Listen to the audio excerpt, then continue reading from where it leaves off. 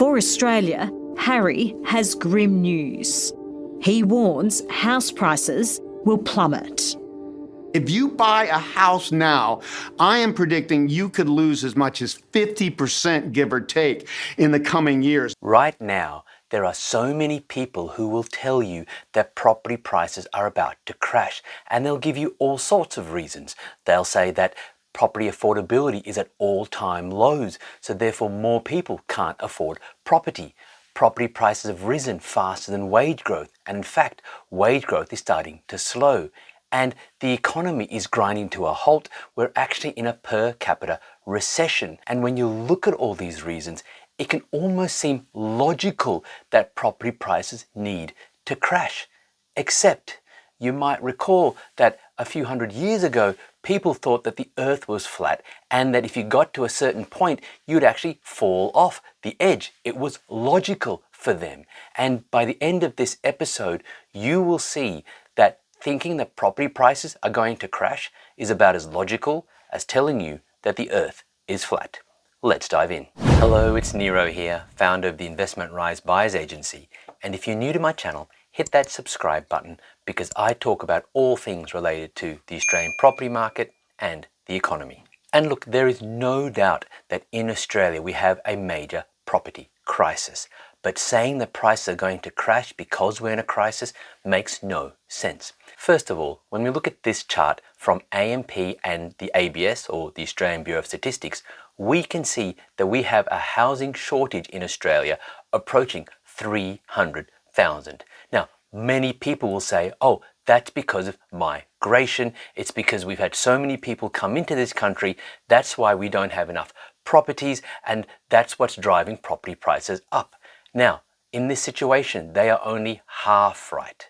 It is true that because of the influx of migrants we've had into Australia, rents have risen. Most people, when they come into a country, they don't buy immediately, they rent. So therefore saying that property prices being artificially high is because of migration is actually false. And we know this because when we look at this data from the Assistant Governor of the Reserve Bank of Australia, she says that from the mid-1980s, when we had about 2.8 people per house, we are now down to 2.5. Now, that number doesn't seem like a lot, but then she says that if for some reason we went back to having 2.8 people per household, we would need 1.2 fewer dwellings than we do right now. So yes, we have a shortage of 300,000, but we actually would have then an excess of 900,000 if we simply went back to how we used to live back in the 1980s. Now, is that going to happen? Almost definitely not. So let's accept that. Let's accept the fact that the way we live now in Australia is having a major impact on the housing crisis. And are we likely to fix that anytime soon? No. Building approvals right now are falling through the floor. We're building fewer homes than we were 12 years ago. We're well below the target that the federal government has to build 1.2 million homes in the next 5 years, which is an average of 240,000 properties per year. We're nowhere near that. So we're not building enough homes. We're building fewer homes, in fact, than we were in the past, while our population is actually growing faster than it has in the past. So that means on a macro level, the gap between demand and supply is actually getting wider. And as any economic student will tell you, when demand is higher than supply, prices are likely to rise. But then what about affordability? We have an affordability situation right now, don't we? Where fewer and fewer people can afford properties. That's true. Let me explain though why that's nothing more than a consequence of the property shortage that we have right now. Now imagine, for example, if we had 70 people looking to buy properties and there were 100 properties available for sale. Would property prices rise? Answer, no, because we have more properties available for sale than the number of people who are looking, right? So someone goes, well, why am I paying a premium for that property when I can go for that one that's going to be cheaper, right? So it's going to be a race to the bottom because we have more properties available for sale than people who are looking for properties. In that case, affordability is not an issue. Now, let's flip the scenario. Let's say we have 70 properties for sale, but 100 people looking.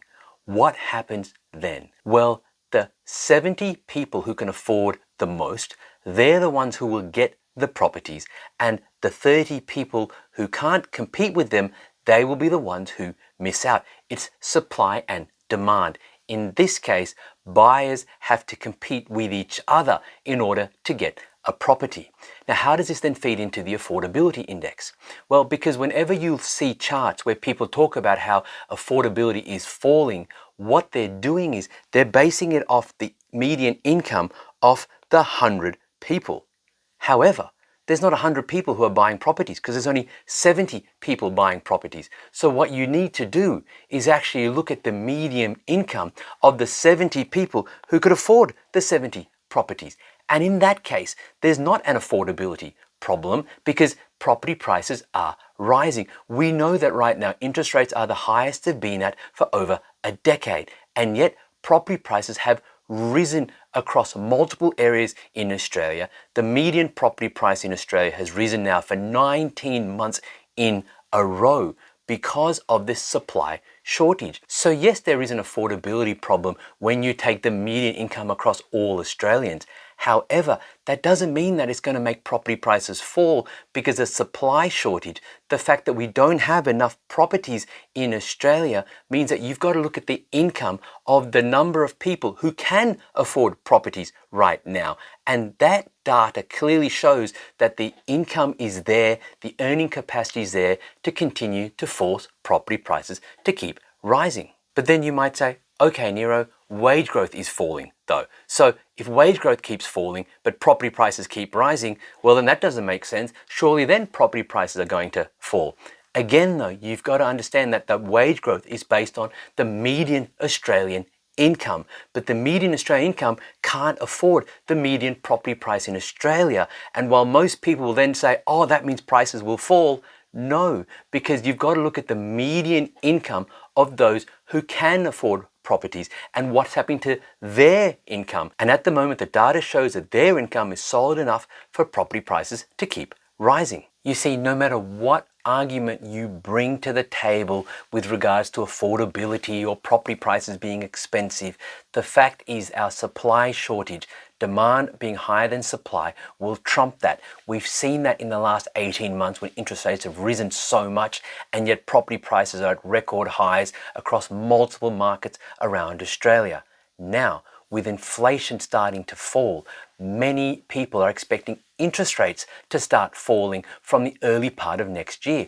What will that do? Well, that will increase people's borrowing capacities again, and it will make the shortage of properties even worse because we won't be able to build so many properties overnight, and instead you're going to have more people entering the market, some of whom cannot afford to buy property right now, but they will be once interest rates start to fall. So therefore the demand and supply gap will only get bigger. That's why when I see American gurus like this guy talk about property prices falling 50%, 60%, he's dead wrong. In fact, he came out in 2018 and said property prices would fall by 60%.